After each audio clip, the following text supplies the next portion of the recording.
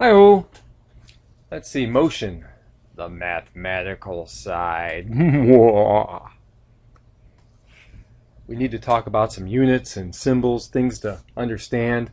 There's a few formulas that we'll be working with specifically, and I think it's best that you become familiar with these ahead of time. First one, velocity equals distance over time. Pretty simple, in that we use v for velocity, d for distance, t for time.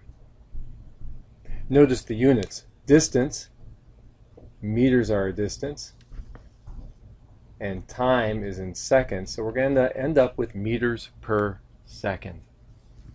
Over on the other side, we have acceleration. A is acceleration. Again, t is time, but we have this delta, the triangle, and that means change. So the change in v we said was velocity. It's a change in velocity.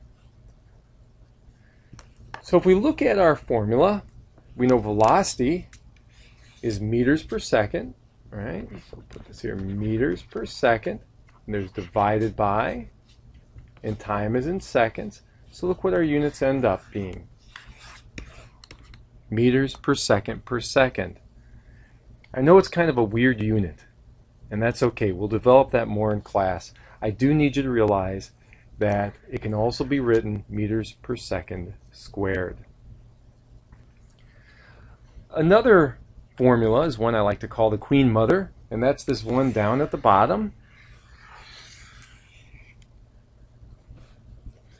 Truly, we want to use only part of this formula because often our initial, and that's what this O stands for, our initial position is 0. Typically, we're at the starting point, and usually we start, again, initial velocity, usually we start at 0.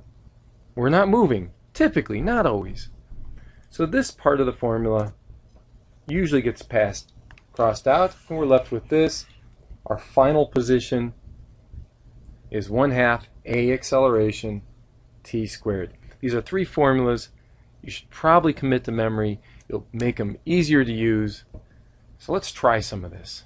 When you do mathematical things, I want you to take the extra steps to show your work. So here we go. We're going to pull stuff out of this, the wordiness of this, and make it work for us. What is my average speed? Well, we're going to use a v for speed. A lot of times s is used, but we're just going to use it interchangeably. V for speed or velocity.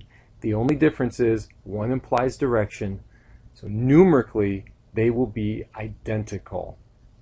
We may have a negative sign or positive sign to represent a direction, but numerically they are the same. So we're going to use v. I'm going to put a question mark here. What is the average speed? If I move 100 meters, that's a distance, in 2 seconds, and that's a time. If you want to be successful with the math in this class, make sure you memorize units. You see meters, bam, we're talking about distances. You see seconds, bam, we're talking about time. From here it's pretty simple. We pick the formula that has a v, d, and t, and of course the formula is velocity equals distance or position, more accurately said, over time. I'll say distance a lot, but we're really talking position. The distance is 100 meters, the time is 2 seconds, and 100 divided by 2 is 50 meters per second. Notice, anyone can follow this work. They can see that the distance is 100. I can just follow along. They can see that the time is 2 seconds. They can follow along. Show your work. Don't omit this step. A lot of you will want to do that and just plug it in your calculator. Any work you need to show me, anytime you have to show work, you need to show all 3 steps: the formula, the substitutions, and the answer.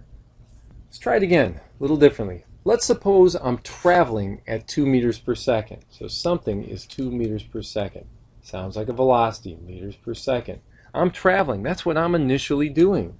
And then I speed up to 100 meters per second. That's what I've done later on. That's a velocity again. That's a final velocity. That's what I end up doing. And we use the little subscripts, the O and the F, as adjectives to describe our values. So the velocity initially, we're describing the velocity, and the final velocity, we're going to describe the type of velocity. So if it takes me 10 seconds, we know that's a time.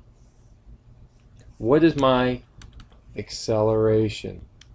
This particular part, you don't have to always show me, but I guarantee you things will be so much more helpful if you do.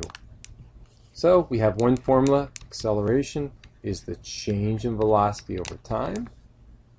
The change in velocity is what you end up with. So the final velocity minus the initial velocity over time. The final is 100 minus 2. That's your initial. That's over 10 seconds, which is your time. So 100 minus 2 is 98 meters per second divided by 10 seconds. And that comes out to 49 meters per second per second. Here's a good time to review what acceleration means. It means we are going to change our velocity by 49 meters per second. Every second that we're traveling, we're going to change our velocity by that much. That's what acceleration means. When I'm riding my bike, let's say I keep an average velocity. So again, we have a velocity of 20 miles per hour. If I ride for 5 hours, that's a time. How far will I travel? Well, let's see. V equals d over t. That's the formula we gave you. We need this, though, solved for d. If you do the algebra, d equals v times t. The velocity is 20 miles per hour times 5 hours. And 20 times 5 equals 100 miles. So I believe this is the last one. Let's say I have an acceleration of 5 meters per second, and my velocity goes from, so we're starting that, we're going from this 10 meters per second to, we have a final velocity, so we have two velocities. That should cue you in that we have a change, meters per second. For how long, sounds like a time, did I accelerate? Well, we have one formula. Acceleration is change in velocity over time. We want to solve this for time, and if you do the algebra, time is equal to the change in velocity over acceleration. Change in velocity is the final minus the initial. The final was 30 meters per second minus the initial, which is 10 meters per second, over the acceleration, which is 5 meters per second, and that comes out to 4 seconds. Well, we'll do some more practice in class and develop that acceleration idea a little more. Have a good evening.